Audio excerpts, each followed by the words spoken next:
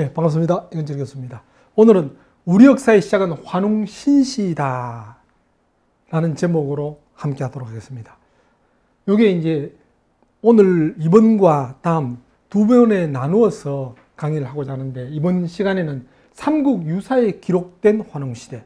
물론 또 이러면 우리 교과서에 초중고 교과서에 단군시대가 실린 것도 얼마 되지 않았는데 무슨 또 환웅시대냐 그러겠지만은, 삼국유사 또 다음 시간에 할 유물 유적을 통해 볼 때 단군시대 이전에 분명히 환웅시대에 관한 게 구체적이라는 겁니다. 그래서 그 말씀을 드리고자 하는 겁니다. 단군, 주몽, 혁거세, 김수로 다 우리 건국시조들 신화로 전해 내려오지요. 물론 요 앞에 환웅도 마찬가지죠. 그렇게 신화로 나오는 거, 물론 이제 지금은 따로 논란할 필요 없이 교과서에 단군시대 나오지만은 전에는 그랬습니다. 단군은 신화인데 왜 그게 역사냐? 그러면 주몽, 혁거세, 김수로 다 신화인데 왜 역사입니까? 마찬가지로 단군이 포함되듯이 환웅이 충분히 포함될 수 있다는 겁니다. 자, 이렇게 이 건국 시조들이 모두 신화로 기록되고 전해 내려온 이유는 크게 둘로 보면 되겠죠. 첫째 하나는 구전의 역사이기 때문에, 그 당시는 기록하고 책에 종이에 기록하는 시대가 아니고 말로 전해 내려오다 보니까 전하는 사람이 좀 입담 좋은 사람은 거기서 좀 살을 붙이기도 하고 또 과장도 하고, 또 특히 이제 시조들, 건국 시조들이니까 두 번째로 신성시하죠. 일반 꼭 시조가 아닌 그 중간에서도 설화가 또는 신화가 나오지만은 시조들은 고대의 국가가 다 신성시하고 최고로 높입니다. 신적인 존재로. 그와 같은 이유로 우리 고대 건국 시조들이 다 신화로 기록되어 있다는 겁니다. 우리가 잘 알고 있는 삼국유사 고조선조 내용을 흔히 단군신화 그러죠. 물론 삼국사 속에는 단군신화라는 말은 없습니다. 그래서 단군신화 그러면 이제 단군을 긍정하는 쪽도 싫어하고 단군을 싫어하는 쪽도 부정합니다. 단군을 긍정하는 쪽은 왜 신화냐? 역사지! 그러면서 싫어합니다. 또 단군을 부정하는 쪽은 그거 봐라, 신화니까 그건 가짜다. 예, 그건 다 신화에 대한 오해입니다. 신화는 그냥 꾸며낸 이야기, 전설, 민담하고 다릅니다. 구전의 역사를 신성시하게 기록하는 것, 고려 보시면 되겠죠. 근데 문제는 고조선 편에 나오는 게 단군신화라고 제목을 붙여서는 안 된다는 겁니다. 크게 보면요, 환인의 하늘나라 시기, 환웅의 신시 시기, 환웅과 웅녀 결합 시기, 단군조선 시기, 이렇게 4개로 나눠져 있습니다. 앞에 3가지는 간단하고 단군조선 시기가 기니까 단군신화지 아닙니다. 오히려 단군조선 시대에 관한 기록보다도 환웅신시, 환웅웅녀 결합 시기가 훨씬 더 길고 자세합니다. 자, 한번 보죠. 우리 고대사 대가이신 윤년 교수님, 고대 시기를 단군신화와 연결하여 다음과 같이 구분하고 있다. 보통 강단에서 역사를 강의하시는 분이 단군신화와 직접 연결 참 잘 안 하시는 편인데, 이분은 중국 문헌들 또 만주에 있는 여러 유적들을 하나하나 고정하면서 연결을 시켰는데요. 구석기, 전기 신석기, 후기 신석기, 청동기. 구석기는 무리 집단, 이동 생활. 요래 볼 때는 오히려 이때는 주로 이제 농경사회라기보다는 뭔가 좀 이동해 다니면서 수렵사회, 그런 식으로 볼 수 있겠죠. 만년 이전. 요때를 환인시대로 볼 수 있다. 물론 이제 단군신화 내용 속에 나오는 거와 연결한다면. 그 다음 신석기는 둘로 나눠서 전기, 후기. 전기 신석기는 부족사회, 마을사회, 만년 전 이후인데 요때 환웅시대라 볼 수 있다고 하고, 후기 신석기, 성읍국가. 자, 요때부터는 국가란 말이 나옵니다. 근데 국가는 오늘날과 같은 국가 또는 뒤에 나오는 군장국가 그 정도는 아니고 하나의 도시국가, 하나의 성읍 정도의 국가, 그런 연맹사회, 6000년 전 이후 환웅과 웅녀 연맹시대 그렇게 보고, 청동기 시대 군장국가 제도사회 4500년 이후 단군조선 시대 이렇게 나눴는데, 이 말이 탁 맞다 안 맞다 떠나서 대충 앞에 요 시대 구분 사회발전 단계 추정 연대는 여러 학자들이 많이 동의하는 편입니다. 그걸 이제 특이하게 삼국유사에 나오는 단군신화와 연결했다는 점이 특이한데요. 하나씩 보겠습니다. 환인의 하늘나라. 삼국유사 고조선조는 고기를 인용하면서 삼국유사 고조선 위서 인용하는 내용도 나오고 고기 인용 나오죠. 위서 인용은 그야말로 간략한 역사적 사실만 딱 기록했다면 고기 인용은 좀 긴 신화적인 요소도 포함되어 있죠. 그거 시작이 옛날 환인의 서자 환웅이서 자주 천하의 뜻을 두고 인간 세상을 탐려 고하였다. 이러면서 시작하죠. 여기서 시작하는 환인. 이 환인에 대해서 크게 두 가지 주장이 있죠. 하나는 그야말로 대부분 학자들이 말하는 것처럼 환인은 사람이다. 하나님이다. 어떤 존재다. 그렇게 보는 입장. 또 하나는 원래 환국인데 환국이란 나라 이름인데 일제가 환인으로 조작했다. 이런 두 가지 설이 있는데요. 자, 밑에 것부터 먼저 한번 보죠. 조작설은 원래 환국이었는데 일제강점기 밑에 일본 학자 이만니시 류가 주동이 돼요. 이만니시 류가 자기 박사학위 논문을 입증하기 위해서 삼국유사 정덕본을 날조해서 환인으로 고쳐서 세상에 퍼뜨렸다. 그런 겁니다. 삼국유사 고려 때 썼지만 고려 때 판본은 전해 내려오지 않습니다. 조선 초부터 판본이 여러 판본이 있습니다.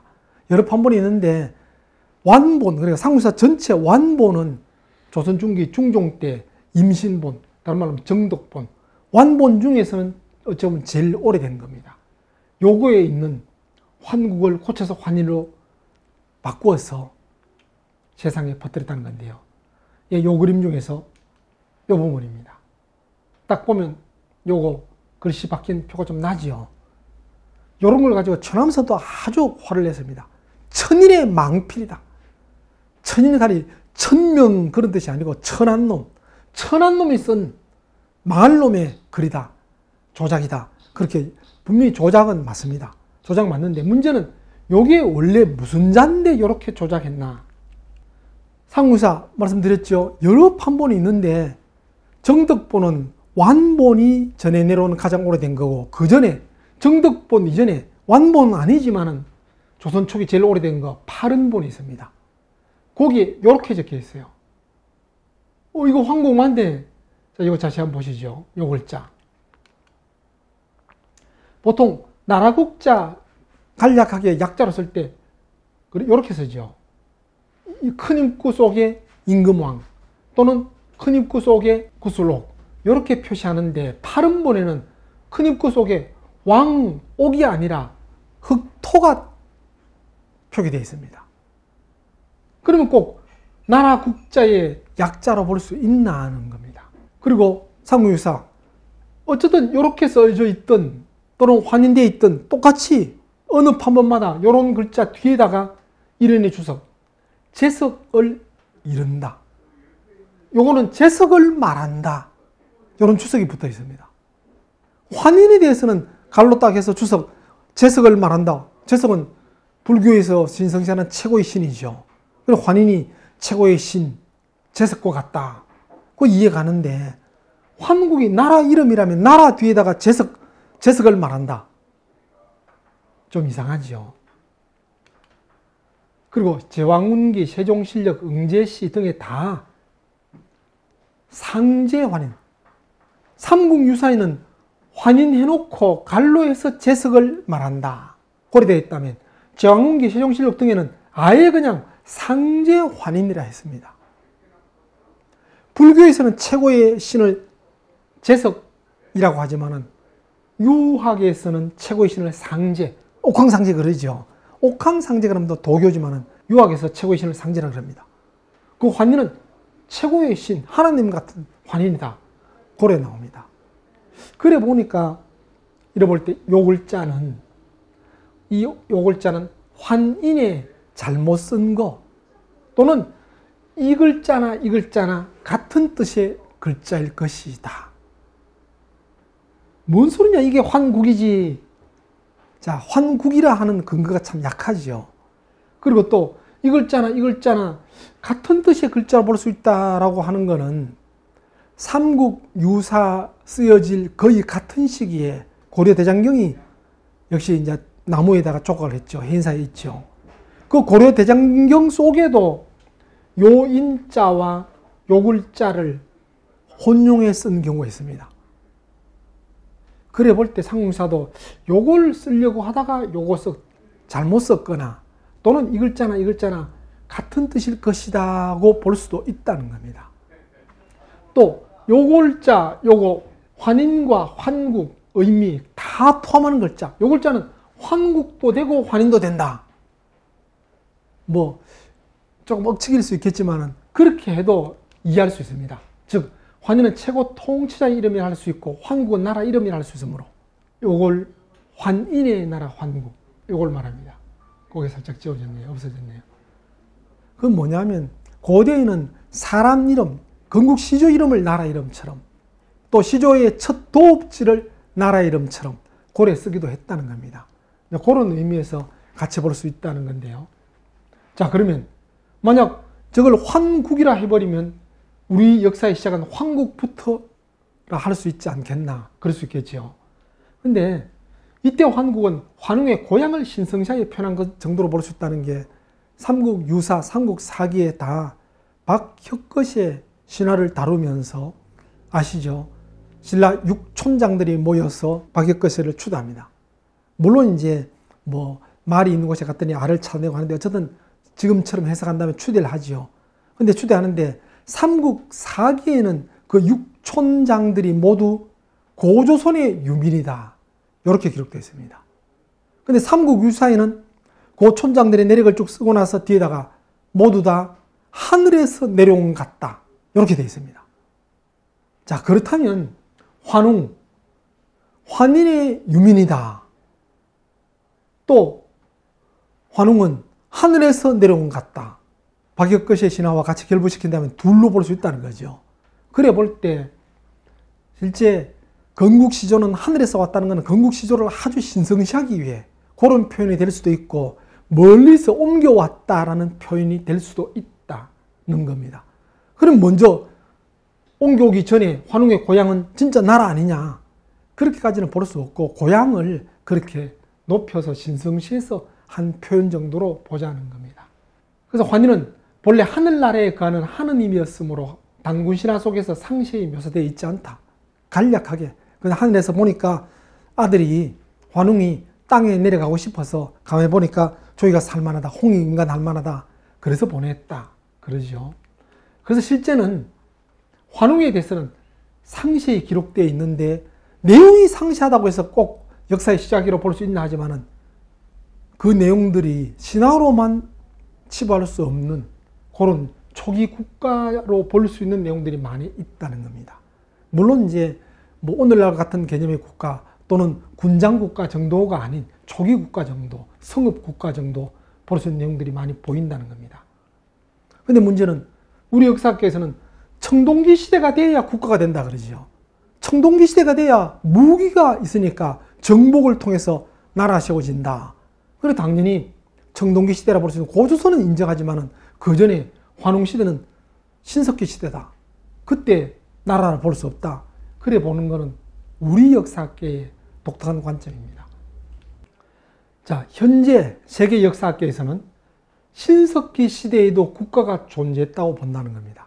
꼭 청동기가 아니라도 대표적으로 중남미, 잉카, 마야, 아스텍 다 청동기 시대 아닙니다. 청동기 주조할 수 없었고 철기는 더군다나 더 못한 그런 상태인데 고대 국가로 봅니다.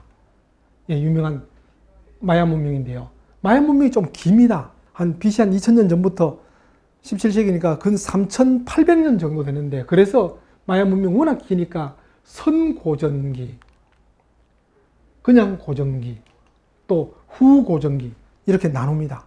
나누는데 물론 요거는 뭐 아주 다듬어졌지만은 요건 숲 속에 있지만 요것도 피라미드 같은 이런 식이죠. 인데 이때 역시 초기에 국가라고 볼 수 있지만은 다 세계에서 국가로 인정하죠. 마야는 고대 국가다 인정하는데 철기는 당연히 없었습니다. 청동기도 없습니다. 고작 이제 재련할 수 있는 게 금, 은, 구리 정도. 구리가 청동기 아니냐? 아닙니다. 금이나 은이나 구리는 워낙 불에 잘 녹고 좀 연약하지요. 그걸로 무기 못 만듭니다. 그 구리에다가 주석을 섞을 때 청동이 되고 그러면 아주 강력한 무기가 되지요. 그래서 고대 국가는 무기가 있어야 정복을 통해 나라가 만들어진다 했는데 이런 나라들 그런 거 만들 줄 모를 때도 이미 고대 국가 형성됐다고 세계적으로 봅니다. 물론 시기적으로는 고작 기원전 2000년 전 정도니까 우리 고조선 정도 이후밖에 안 되지요. 근데 어쨌든 그쪽에 청동기 시대 아닌데도 세계 학계에서 고대 국가로 볼 수 있을 정도로 어느 정도 통용되는 학설이 꼭 청동기부터 국가가 시작된다는 개념은 지금 많이 없어졌다는 겁니다. 그래 볼 때 환웅시대 앞에서 정리한 거 보여드렸죠. 바로 석기시대 중에서 전기구석기, 후기구석기 했을 때 적어도 신석기라 할지라도 고대 국가로 볼 수 있는 요소들이 있다는 겁니다. 보시죠. 좀 전에 환인에 대한 이야기 나오고 나서 실제 삼국사에 나오는 내용들입니다. 아버지가 아들의 뜻을 알고 삼위 태백을 내려다보니 널리 인간 사회를 유익하게 할 만하였다.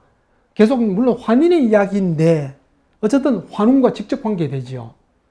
널리 인간 사회를 유익하게 할 만하였다. 이게 천부인 세계를 주어 내려보내 다스리게 하였다. 자, 그 다음부터 실제 환웅시대 이야기죠. 이야기인데 다 위에 환웅과 관계되기 때문에 같이 연결했는데 여기서부터 환웅이 무리 3천을 거느리고 태백산 꼭대기 신단수 아래 내려왔다. 이곳을 신시라 하고 이분을 환웅천왕이라 하였다. 풍백, 우사, 운사를 거느리고 곡식, 생명, 질병, 형벌, 선악 등 인간사회 360여 가지 일을 주관하여 세상에 있으면서 다스리고 교화했다. 일반 다른 나라의 고대 신화와는 아주 다릅니다. 일반 다른 나라의 고대 신화들은 그야말로 그냥 신적인 요소가 많고 사실적, 역사적으로 좀 어느 정도 그럴듯한 거는 너무 적습니다. 뭐 그리스 로마 신화 당연하고 중국 신화도 마찬가지입니다. 고대 신화들 보면 그야말로 그냥 인용할 만한, 역사적으로 인정할 만한 거의 없고 일본 신화 역시 마찬가지입니다. 근데 보면 여기에서는 하늘에서 내려왔다는 표현 이외에는 신화적인 거 없지요. 태백산, 신단수, 신시, 환웅천왕, 풍백, 우사, 운사, 인간의 360여 가지 일. 역사적 기록이지 이거는 신화적인 게 아니죠. 단지 환웅을 건국시조로서 신성시하기 위해서 환웅의 아버지는 하느님이었다. 그래서 환웅은 하늘에서 왔다. 이 표현들은 세계에서 다 씁니다. 중국에서도 천자, 하늘의 아들, 이집트에서 파라오, 태양의 아들 이런 표현 하지요. 그래 볼 때 이건 신화적인 내용이 아니죠. 오히려 여기서 환웅시대를 초기 국가로 볼 수 있는 흔적들 보시죠. 좀 전에 쭉 제가 했는데 요 내용들 홍익인간, 천부인. 자, 이 천부인이 뭐다, 칼방울 그런 말은 할 필요 없습니다. 뭔지 모릅니다. 어디도 안 나옵니다.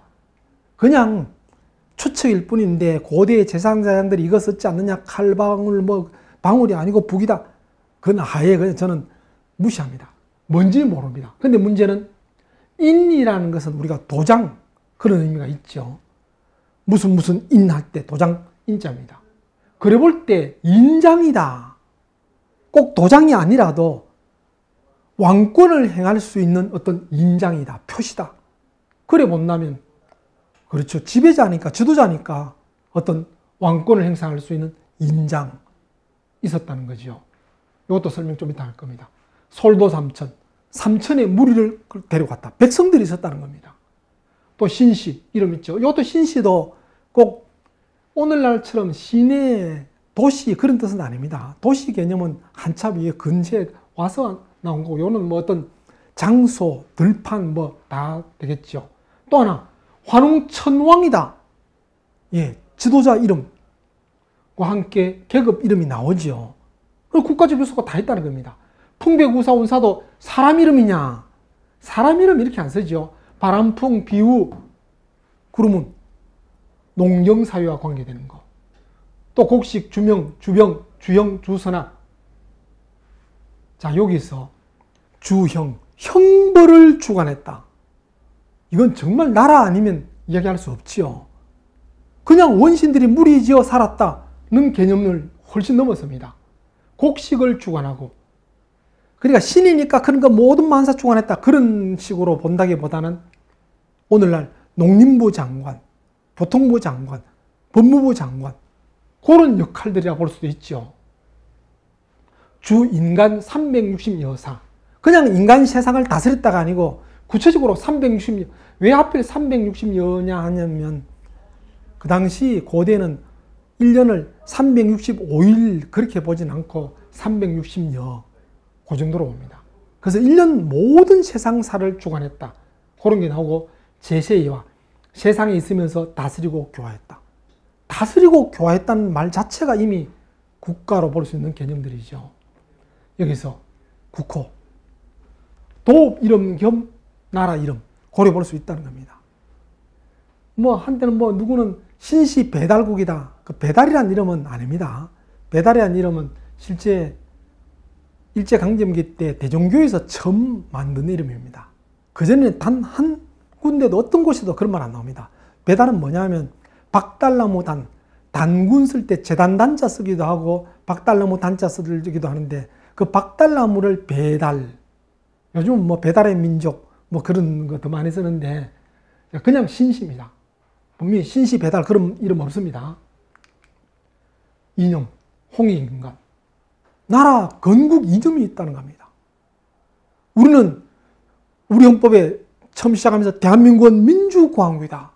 이게 나라의 건국 이념과 마찬가지입니다. 정체, 국체가 다 담겨 있죠. 그거 같은 게 있다는 겁니다. 단순히 그냥 설화로 치부할 수 없는 구체적인 이념이 있고 또 계급. 중요한 거는 국가 구성할 때 계급의 분화. 실제 요즘 고등학교 교과서에서 고조선을 다루면서 계급이 분화됐고 청동기가 있고 그런 얘기 하지요. 국가가 될 만한 충분히 계급. 왕이 있고 풍백우사 온사라는 계급. 왕 바로 밑에서 왕을 보좌하는 직속신하. 그래 볼 수 있겠죠. 그 당시 농경사회니까. 그 다음 또 백성 3,000명, 무리 3,000명 있었다.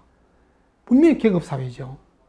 구체적인 계급입니다. 막연하게 그냥 계급이 아니고 그냥 사회적인 것보다는 초기 국가 정도로 볼 수 있는 계급입니다. 운영방법 말씀드렸죠. 천부인. 나라 다스리려면 나라 인장도 있어야 되고 주고 곡식 주관하고 생명 주관하고 병 주관하고 특히 말씀드린 건 형벌 주관하고 주선학. 형벌도 주관하고 윤리 도덕도 주관했다. 주선학이죠. 자, 이게 막연히 신화로 볼 수 있다는 겁니다. 신화적 조서가 없죠, 아예. 오히려 구체적인 고대 국가에 대한 기록들이죠. 주 인간 360여사 제세와 세상에 있으면서 다스리고 교화했다. 모든 거 다 갖추고 있죠. 이만하면 충분히 역사 속에 편입돼도 남습니다. 근데 제가 여기서 이제 말할 때 그럽니다. 이 살을 붙여서 이 뜻은 뭐다, 천부인이 뭐다, 이런 걸 오히려 살을 붙인다든지 또 요것만 나오니까 너무 간략하니까 좀 더 자세하게 환웅은 몇 대고 뭐 몇 년부터 재임해서 몇 년도 물러나고 그 아들 누가 이름이 뭐고 이런 걸 자세하게 막 적어서 아예 환웅세기 그러면서 단군이 썼다. 이러면 위선이다. 조작한 거죠. 근데 오히려 신성시하게 기록했는데도 아주 드라이하죠. 이거 이대로 오히려 너무 가치 있습니다. 만약 이런이 조작했다면 주석도 안 달고 그냥 조작할 겁니다. 근데 이런이 볼 때도 뭔가 좀 이상한 거는 주석을 다 합니다. 확실히 태백산도 어딘지 모르는 건 묘항산인 것 같다.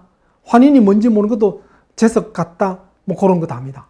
또 심지어는 단군이 도읍 정할 때 그 연도 보니까 요거는 좀 50년 경인년을 좀 잘못 표현한 것 같다. 예.